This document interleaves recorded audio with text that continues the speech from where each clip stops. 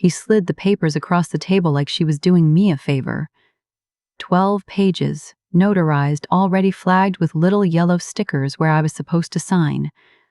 I looked up at her. She smiled. That smile. I had seen it before. At the engagement party when she told me my dress was very brave, at Christmas when she asked loud enough for the whole table to hear whether my family had traditions or if we kind of just winged it. Always smiling, always precise. "It's just a formality," she said, protecting the family. Not our family, the family. Like I was still outside of it, like the ring on my finger was a visitor's pass. "My name is Kara. I was 31 when I married Daniel Whitmore, and his mother, Patricia, had decided somewhere between the rehearsal dinner and the wedding invitations that I was a problem she needed to manage. I just didn't know how far she'd already gone to do it." Daniel and I met at a work conference in Manchester. He wasn't flashy, didn't try too hard. He laughed at things that were actually funny, and he asked questions and listened to the answers. I fell for him slowly, the way you fall for someone when you're being careful, and then all at once when you stop. We dated for 2 years before he proposed. Good years, honest ones. His family money never really came up. I knew it existed. Old commercial property, buildings across 3 counties, a name on a children's wing at a hospital somewhere in Surrey. But Daniel worked a regular job, drove a used car, split the grocery bill. So I didn't think about it much until Patricia started paying attention to me. The first time I met her, she hugged me, held my face in both hands and said, "Oh, he finally found someone real." I thought it was a compliment. I kept it in my pocket like something warm. I was naive. The prenup appeared 8 weeks before the wedding. Daniel brought it home, set it on the counter. Didn't meet my eyes right away. "She had her solicitor draw it up," he said. "She's not trying to be offensive. It's just the estate. There are trusts involved." "Inheritance stuff? Did you ask her to do this?" "She brought it up and I said I'd talk to you." "That's not the same as no." I picked it up and read it that night alone at the kitchen table while Daniel watched TV in the other room, the volume a little too high, like he was trying not to listen to my silence. The terms were clinical. The investment accounts in his name. If the marriage ended before 10 years, I walked away with nothing beyond what I'd personally earned. No shared assets. No claim to the house we were planning to buy together. The one his mother had already told us she'd help with. The inheritance, whenever it came, entirely ring-fenced. It was written to make sure that if things went wrong, I left exactly the way I arrived, with nothing. I called my older sister, Renee. She's a paralegal, not a solicitor, but close enough that she reads things like this the way other people read menus, fast, and with an opinion. She was quiet for a long time after I finished reading her the key sections. "Kara," she finally said, "this isn't standard." "What do you mean?" "Standard prenups protect assets that exist before the marriage. This one is structured to protect assets that don't exist yet. Future inheritance, future property. It's written like they expect the marriage to fail." I sat with that. "Can I add terms?" I asked. "You can ask to negotiate. He doesn't have to agree. She definitely won't want to." "But legally, can I?" Renee paused. "Yes," she said. "You can propose amendments. If both parties sign, they're binding." I didn't sleep that night. Not because I was angry. I was past anger by about 2 in the morning. I didn't sleep because I was thinking. I want to be honest with you about something. I loved Daniel. I'm not telling this story as someone who stopped loving him. I'm telling it as someone who started paying attention and found out that the version of our life we thought we were building had a room I'd never been shown. That changes things. Not all at once. Slowly. The way cold gets into a house through the windows you forgot to seal. I spent the next 4 days researching property law, prenuptial amendment precedent, what marital assets actually meant in our jurisdiction. I talked to a property solicitor for 45 minutes on the phone, told her it was hypothetical. She told me more than she probably should have.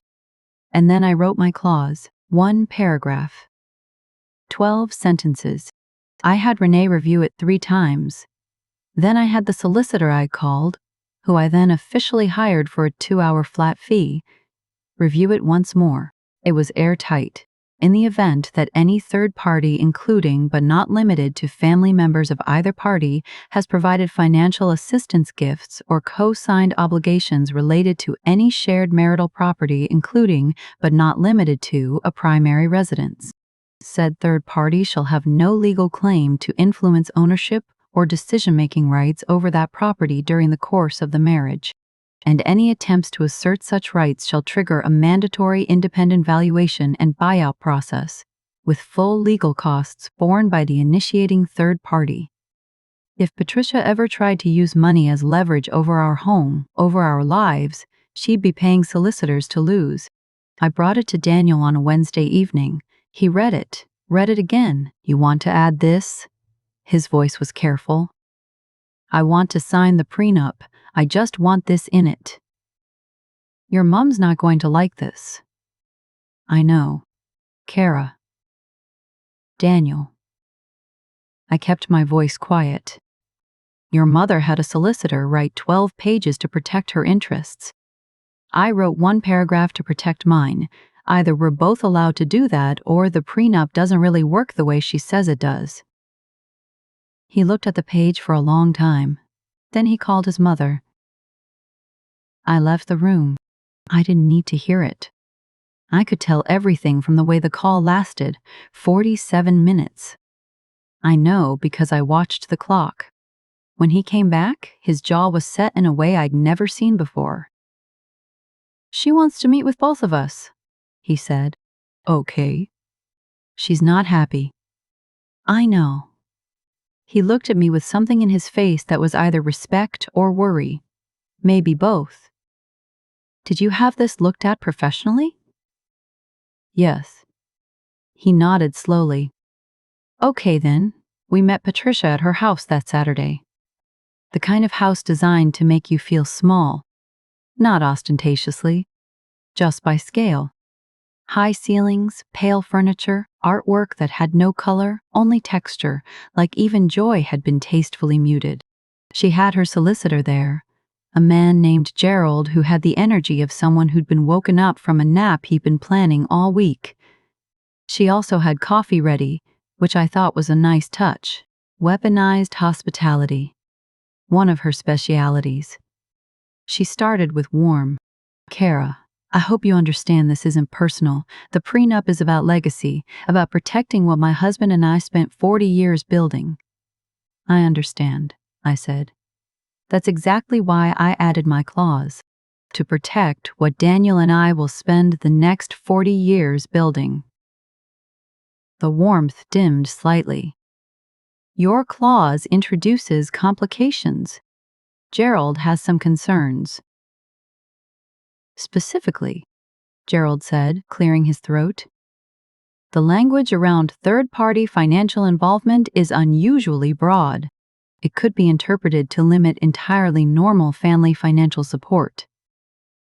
That's how it's meant to be interpreted, I said. Patricia set down her coffee cup. That was the first time I saw it. Just for a moment. Behind the practiced composure. Something cold. Something that had been there the whole time, managing its own expression. You're making this adversarial, she said quietly. I'm making it equal, I said. The original document was adversarial. I'm just responding in the same language. Here's what I found out 3 days later. And this is the part I wasn't expecting. Renee called me. I've been thinking about this since you told me, she said. So I pulled some public records. Property records. I wanted to see if the house thing was already in motion. I went still. The house you two were looking at. The one on Aldridge Street? Yeah. Patricia already made an offer on it 6 weeks ago, in her name. I didn't speak. She was going to gift it to Daniel. Just Daniel. Not both of you. It would have been in his name before you ever walked through the door as a married couple, which means, under the original prenup, it would never be a marital asset. I sat down. She was going to give you a home that wasn't really yours, Renee said very carefully. I thought about that smile at the table. It's just a formality. It wasn't a formality, it was architecture. She had built a version of our marriage where I lived inside Daniel's life, in Daniel's house, surrounded by Daniel's family's money, and owned none of it. A guest. A long-term guest who cooked and loved and stayed, but had no key that actually worked. My clause hadn't just tripped a wire she'd spent months laying. Because here's what my clause meant now. If Patricia transferred that house to Daniel and he and I were married, and she ever tried to leverage that ownership, my clause activated. She'd be initiating a legal process she'd have to pay for and would lose. But more than that, Daniel now knew. I didn't tell him what Renee had found. I didn't have to. He called me 2 hours after Patricia must have called him, because his voice had that specific flatness that comes not from anger, but from recalibration. The house, he said. She bought it. I know. Before she told us about it. I know. She was going to give it to me. Yes. And I would have just accepted that. He stopped. I didn't know, Kara. I need you to know that I didn't know. And here's the thing. I believed him. That was maybe the hardest part. That Daniel wasn't the architect. He was just the person his mother had been quietly building a life for, without ever asking him what he actually wanted. So what happens now? He asked. That's up to you. I'm not going anywhere. But I'm not signing a document that treats me like a flight risk while your mother buys our first home in secret. Neither am I, he said. The prenup was renegotiated. Patricia's solicitor and mine went 3 rounds over 6 weeks. My clause stayed in. 3 of her most controlling provisions came out. The house, when they eventually transferred it, was put in both our names. Patricia signed off on it the way someone signs a form at the council office. Present, correct, and barely containing something. We got married in October. It was a good wedding, genuinely. Daniel cried when he saw me, and it wasn't for the cameras. It was just for me. And I've kept that moment somewhere I don't let anything touch. Patricia toasted us at the reception, said the right things, smiled the whole time. I smiled back. We understood each other now. Clearly. Without pretense. That's its own kind of peace. I think about what would have happened if I had just signed.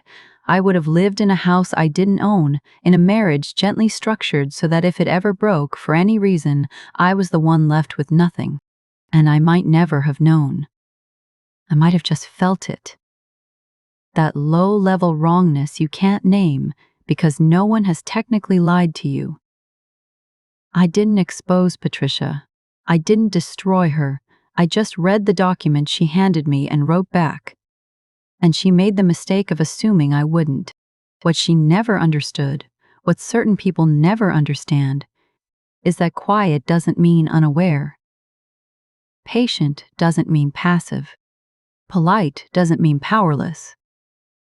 I didn't win some battle against my mother-in-law. I just refused to move into a house I wasn't allowed to own. And it turned out that was enough. If this story made you feel something, if it made you stop and think about the quiet ways power gets arranged around us without our permission, then you're exactly who this channel is for. Subscribe to Hidden Truth Stories. New stories every week. The ones no one tells out loud.